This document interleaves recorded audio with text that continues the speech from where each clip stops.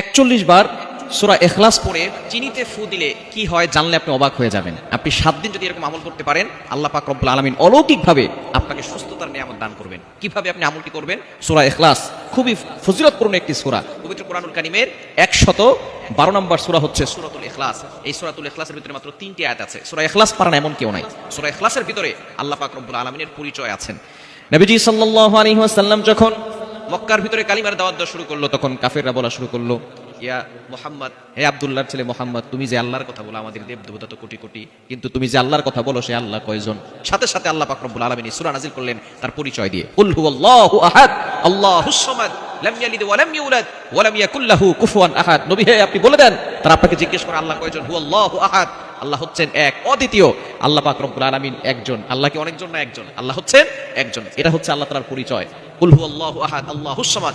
আল্লাহ পাক রব্বুল আলামিন কারো প্রতি মুখাপেক্ষী নন। দুনিয়ার সব মানুষ কারো না কারো মুখাপেক্ষী আছে। কোটি কোটি টাকার মালিক বিল্ডিং করবে, রাজমিস্ত্রির কাছে মুখাপেক্ষী। সে ভাত খাবে, সে ভাত খাওয়ার জন্য চাউল কিনতে দোকানে যাবে, সে দোকানের কাছে তিনি মুখাপেক্ষী। কিন্তু আল্লাহ পাক রব্বুল আলামিন কারো প্রতি মুখাপেক্ষী নন। আল্লাহুস সামাদ। আল্লাহ পাক রব্বুল আলামিন তার পরিচয় সূরার ভিতরে দিয়ে দিয়েছেন। এবং আল্লাহ পাক রব্বুল আলামিন কারো কাছ থেকে জন্ম নেন নাই, তিনি কাউকে জন্ম দেন নাই। আল্লাহ পাক রব্বুল আলামিনের পুরো পরিচয়টা সূরা ইখলাসের ভিতরে রয়েছে।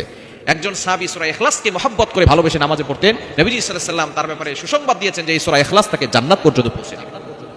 এটা এমন একটি সূরা, যদিও ছোট্ট সূরা, কিন্তু এই সূরা যে ব্যক্তি একবার পড়বে, পবিত্র কোরআনুল কারীমের 10 পারা কোরআন পড়লে যে সওয়াব হয় সেই সওয়াব তার আমলনামায় চলে যাবে। যদি কেউ 3 বার পড়ে, কোরআন শরীফ খতম করলে যে সওয়াব হয় 30 পারা কোরআন শরীফ খতম করার সওয়াব তার আমলনামায় আল্লাহ দিয়ে দেন। যদি কেউ 10 বার পড়ে, জান্নাতে আল্লাহ তার একটা প্রাসাদ নির্মাণ করে দেন। সুতরাং সূরা ইখলাসের ফজিলত অনেক বেশি। কিভাবে সূরা ইখলাসের আমলটি করবেন? আমাদের ভিতরে অনেকেরই বিভিন্ন ধরনের সমস্যা আছে, অভাব কোনো সময় যায় না।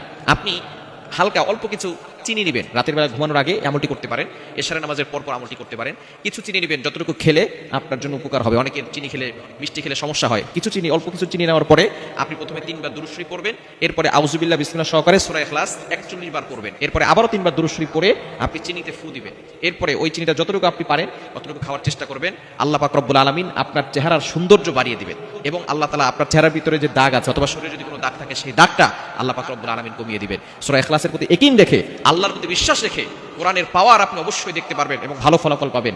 এবং এই চিনিটা আপনি যদি খান এবং ঘরের ভিতরে যখন ফু দিবেন চিনির ভিতরে, তখন ফুটা একটু ঘরের ভিতরে দিয়ে দিবেন। আল্লাহ পাক রব্বুল আলামিন ওই ঘরের ভিতরে অভাব দূর করে দিবেন। ওই ঘরের ভিতরে আল্লাহ পাক রব্বুল আলামিন বরকত নাজিল করবেন। কেননা নবীজি সাল্লাল্লাহু আলাইহি ওয়াসাল্লামের একটি হাদিস রয়েছে, একবার এক সাহাবী নবীজির কাছে গিয়ে বলেন, ইয়া রাসূলুল্লাহ, ইয়া হাবিবাল্লাহ, আমাদের ঘর থেকে অভাব যাচ্ছে না। নবী সাল্লাল্লাহু আলাইহি ওয়াসাল্লাম বলছেন, তুমি যখন তোমার ঘরে প্রবেশ করবে সালাম দিবে এবং তুমি সূরা ইখলাস পাঠ করবে, আল্লাহ পাক রব্বুল আলামিন তোমার ঘরের ভিতরে বরকত রহমত নাজিল করবেন। সুতরাং সূরা ইখলাসের অনেক ফজিলত রয়েছে।